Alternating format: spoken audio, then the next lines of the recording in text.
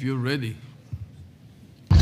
I'm raising prejudicial question. What's your opinion? Ang mangyayari nito, so, mas credible si Bryce kaysa Diskaya. Bakit gano'n? Why are you so protective of this guy? Why are you so protective? Nagmamadali daw po ako na mabigyan sila ng witness protection program.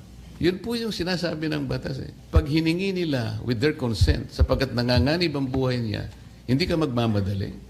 Ilalagay ko po ba sa kamay ko ang kaligtasan ng mag-asawa na yun? Kinakailangang magsoli po sila ng mga nakulimbat nila, which to my mind is not correct. Paano mo sasabihin na magre-restitute ang isang tao? Meron na bang findings kung magkano i-restitute on how it can be restituted?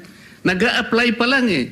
What is the reason behind the law? So that we can get justice, and justice can only be attained if there is restitution. So that is the principle behind all of these things that we are talking about now. Mr. Secretary, restitution will come after. It cannot be... Sir, it can come before or after, sir. It can come before. You cite the law that it come before. Yung Diskaya, to my mind, were the first to apply under the Witness Protection Program. Ang problema po doon, kung wala namang korte pa pong nagsasabi kung talagang sila'y nagnakaw o nakapagnakaw, sino pong magkukwenta noon? Problem is, ang sabi ng dating DOJ Secretary, hindi, kinakailangan isoli muna yung mga pinagnanakaw. Paano ngayon siya mapuprocess if that was dangled? So, ang tinatanong ko nga sa inyo, hindi sa sinungaling. Kayo ang nagbigay na ng condition kasi. Did you agree that you restitute any money to the DOJ? Wala po kang maibibigay po. At saka... Yun na nga. Because wala kang maibigay, hindi kanya ipoprocess under the Witness Protection Program. Is that not correct? So pinipili nyo yung gusto nyo i-process. Ngayon, kung ayaw ninyong bigyan sila ng protection under that law, kaya siguro umayaw na sila sa ICI. Mr. President, it is also coincidental that multiple news outlets revealed a damning link between Senator Marcoleta and the Diskayas.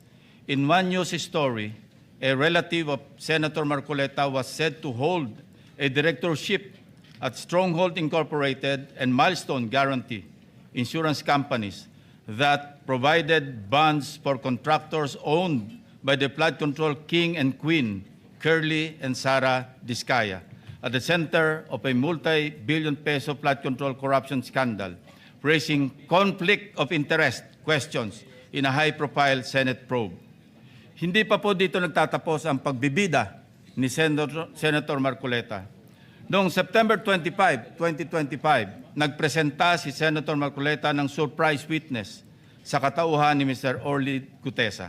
As chairman, I did not raise any objection to members like him introducing surprise witnesses during the proceedings at that time, as long as it can help in unearthing the truth behind the flood control mess, including and most importantly, exposing the masterminds, if evidence warrants.